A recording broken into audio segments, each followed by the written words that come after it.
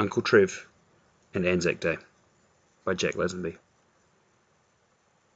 You don't want to grow up like your Uncle Trev, my mother said. Why not? I asked her. He and that friend of his, that Billy Burns, they got up to some mischief when they were young. They were lucky the Great War came along when it did, and they could get off to it before they ended up in big trouble. It's not what Uncle Trev told me. Why, what's he been telling you? My mother was leaning forward over a Singer sewing machine, holding the material in both hands and something in her mouth. She couldn't turn around, but I could tell by her back, as well as the sound of her voice, that she was angry. Go on, she said, her voice softer now and more threatening. I asked you what he told you. He said war's a terrible thing. He said I was lucky I'd never have to go to one. Go on. He told me not to believe what people say about war on Anzac Day and in church.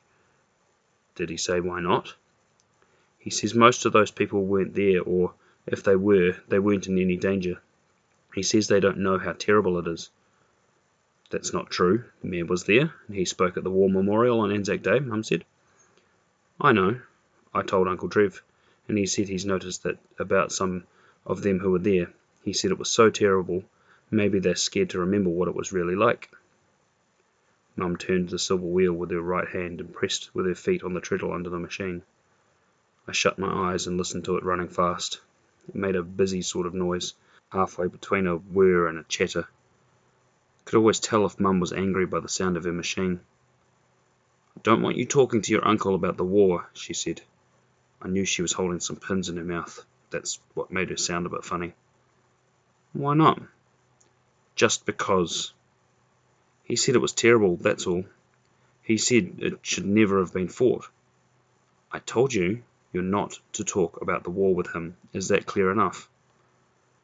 Oh, I'm not telling you again. Just don't let me find out you've been talking to him about it again. That's all. There, she said. She sat back from her machine and held up my new pyjama trousers. I don't know how you wear them out so fast when all you do is lie in bed in them. I've made these longer, because you've grown, though how anybody can grow just lying in bed I'll never understand. You'd best try them on before I hem the legs. I climbed out of bed and leaned on Mum while she pulled them up, took some pins out of her mouth and stuck them in around the bottom of the legs. All right, she said, you can hop back into bed. Don't bother pulling on your old ones. I'll just run around these legs on the machine and you can put them back on.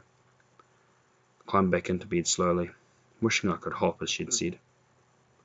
Mum, I asked, why doesn't Uncle Trev go to Anzac Day? Oh, drat the child. Now you've made me go and break the needle.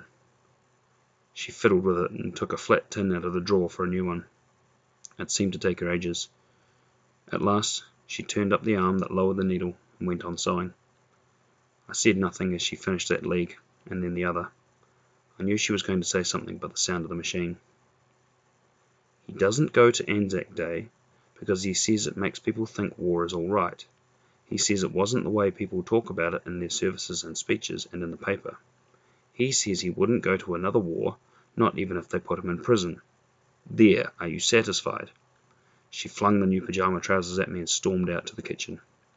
I heard her jab at the fire with the poker, rattling it between the bars of the grate so ashes would be falling into the pan at the bottom.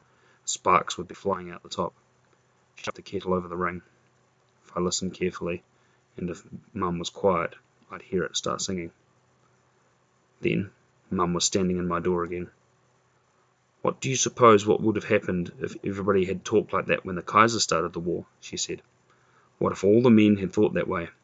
You'd be talking German now, that's what. And all those books you're so fond of reading, they'd be burnt, because they're in English. And what would have happened to the women and the children? Just tell me that.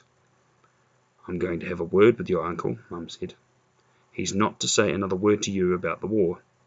As if it's not bad enough that he came home talking that way without saying it to a child. There's too many of them that think that way. I don't know what things are coming to. I really don't.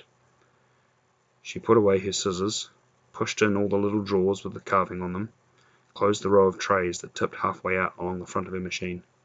She shoved her chair in against the treadle, leaned over, and pulled down the blind. You're looking a bit peaky-faced, she said. and she pulled down the blind over my window too. "Just close your eyes and try to have a sleep. The doctor said you need all the rest you can get." I lay in the dark my mother had made, but I didn't want to go to sleep.